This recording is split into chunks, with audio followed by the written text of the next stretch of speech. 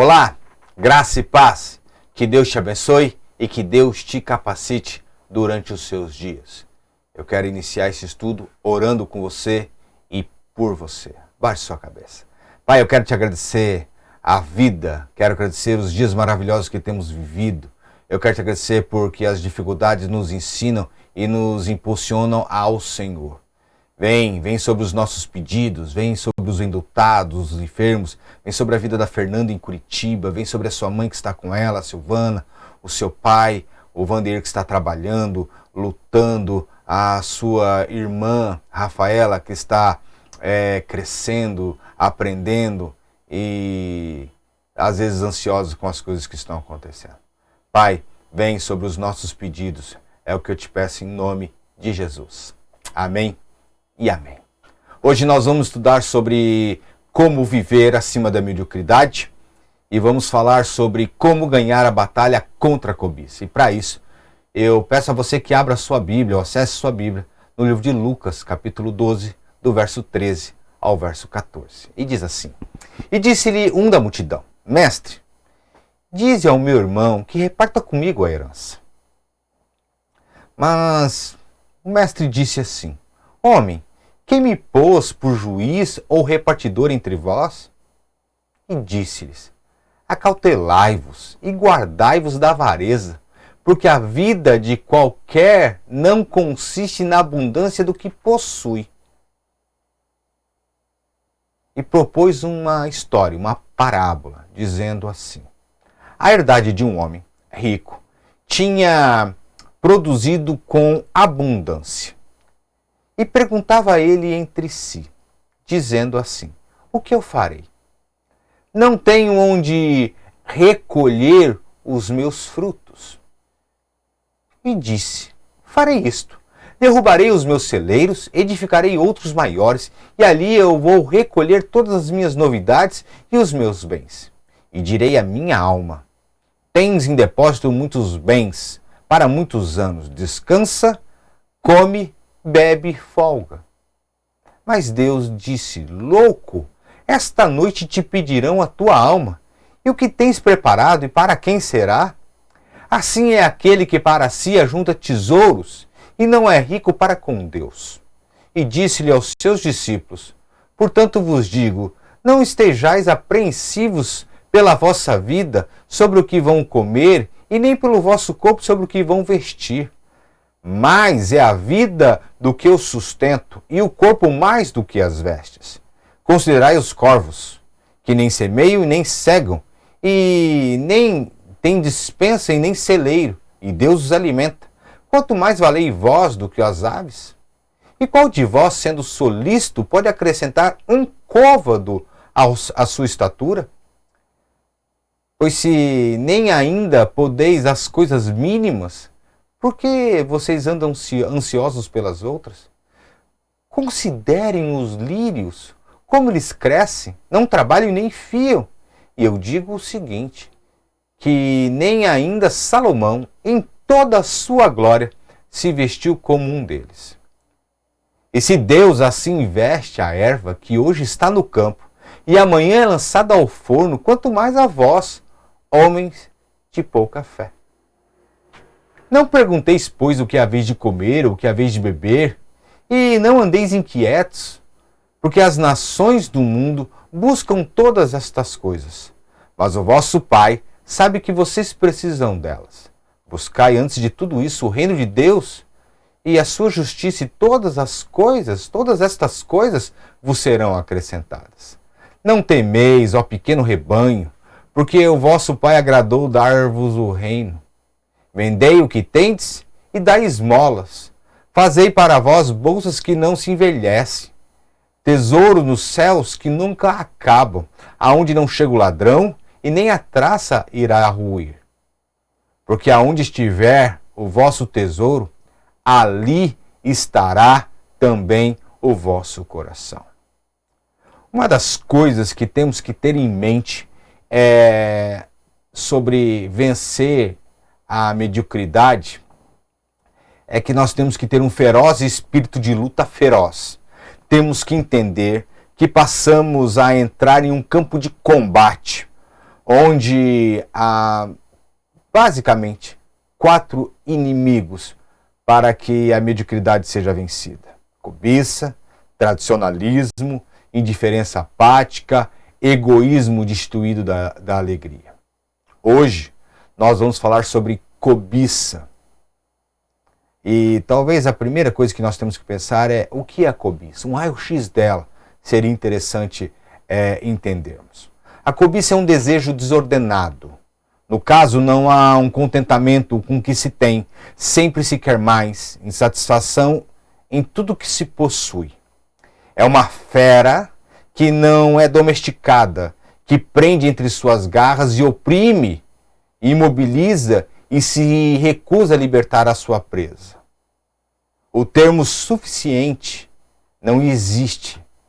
Cobiça nos torna perpetuamente insatisfeitos. Eu creio que uma das mais tristes cenas é ver alguém dominado pela cobiça, ou seja, alguém que jamais irá descansar, sempre perseguindo algo, sempre insatisfeito, e que o fim será um pequeno cativeiro, o seu ego.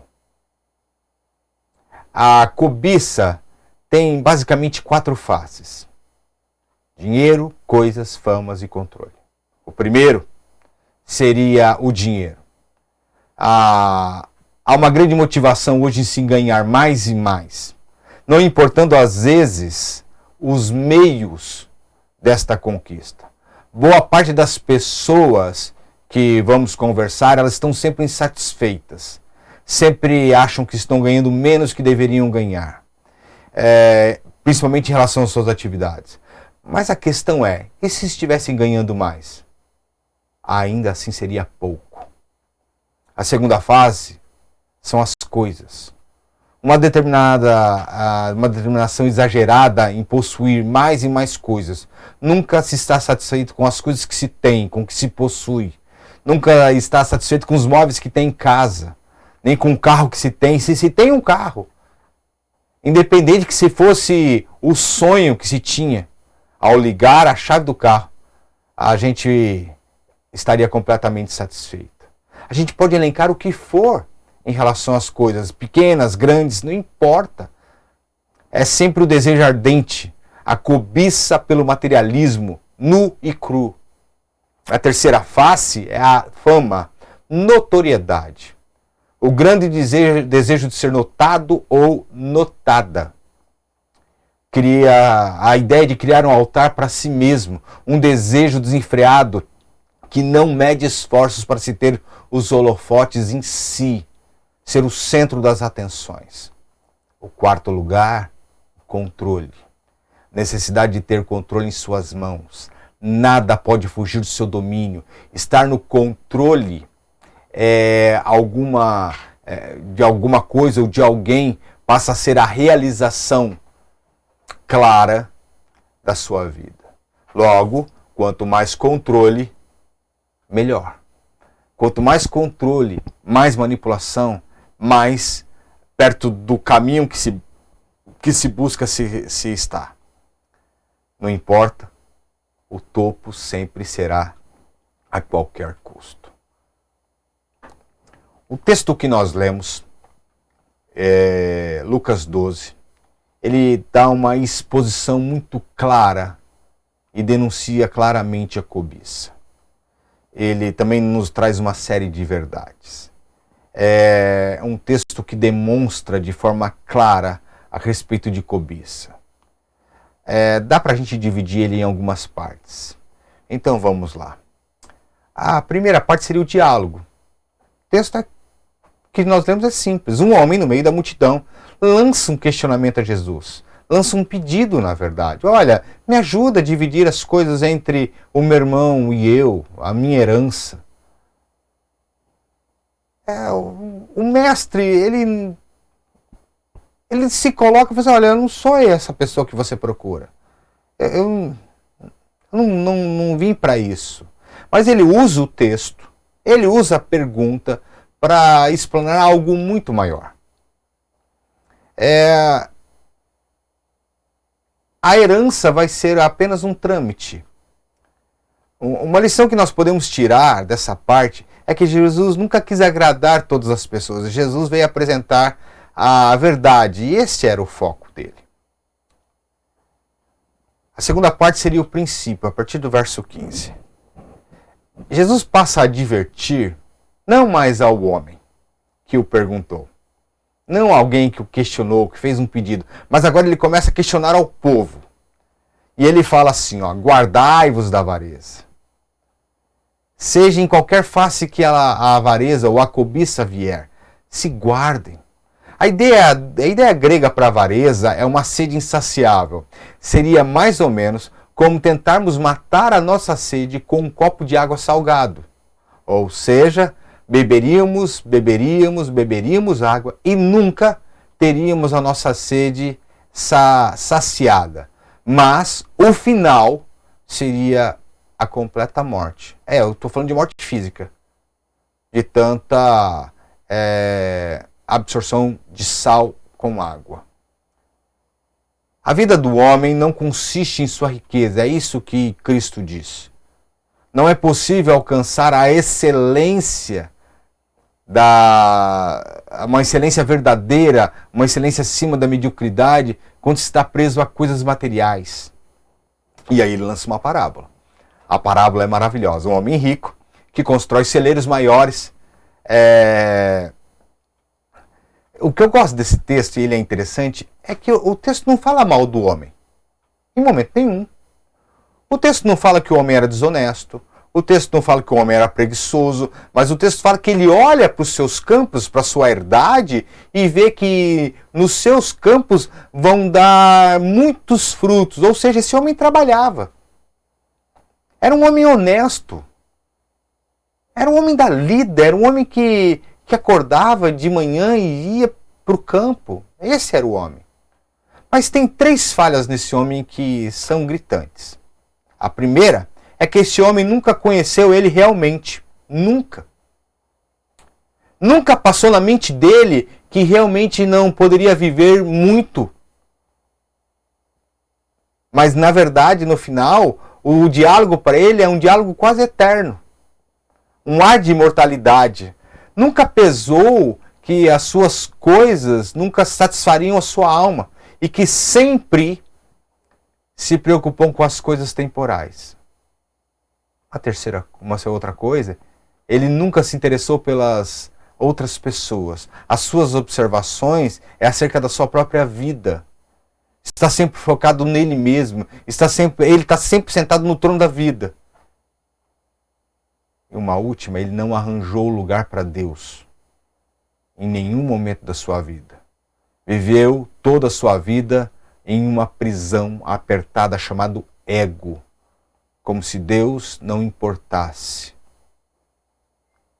As verdades que se tem aqui é a seguinte. A primeira é que as várias ordens negativas que Jesus dá na parábola, tipo não andeis ansiosos, não procureis, ele está dizendo para que eu e você não fiquemos preocupados, para que a gente não se preocupe, para que a vida não gire em torno de nós mesmos. Para que a nossa vida não gire em torno de um guarda-roupa, de coisas que serão queimadas ou corroídas. Quem perde a batalha para a cobiça é caracterizado pela ansiedade e por essa busca. Uma segunda verdade são as várias ordens positivas. Considerai os corvos, considerai os lírios. Buscai o reino, justiça. Indicam que aqueles que vencem a batalha contra a cobiça é porque eles se voltam os olhos a Cristo e realmente confiam nele. Buscam ele e falam assim, olha, eu consigo ver os lírios, eu consigo ver os corvos, eu vejo o reino, eu vejo justiça, porque eu confio nele. Uma terceira verdade é a vitória contra a cobiça, é que exige uma ordem deliberada. O texto afirma dessa forma, vendei, dai. Quem pretende vencer a cobiça deve aprender a tomar decisões afirmativas e decisões completamente deliberadas. E quando percebem a cobiça tentando retornar em suas vidas, está na hora de escorraçá-la de uma forma bem pronta. Uma quarta verdade, e talvez a mais pesada, é que ele fala assim: onde está o seu tesouro, ali estará o seu coração. Ali estarão os seus valores pessoais, ali estarão os seus valores reais. É dentro do seu coração. É dentro do seu coração que acontece essa batalha. É dentro desse coração que a gente tem um combate contra a mediocridade, que exige de nós um feroz espírito de luta. Que Deus te abençoe, meu irmão, que Deus te abençoe e que Ele faça você abrir os olhos para uma vida completamente acima da mediocridade. Que Deus te abençoe, em nome de Jesus. Um grande abraço. Não se esqueça, amanhã é Clara e Bob, e domingo, exclusivamente nesse domingo, nós não teremos culto às 9 horas da manhã. Nosso culto só será online às 19 horas. Nós nos vemos até lá. Que Deus te abençoe. Um grande abraço. Até mais.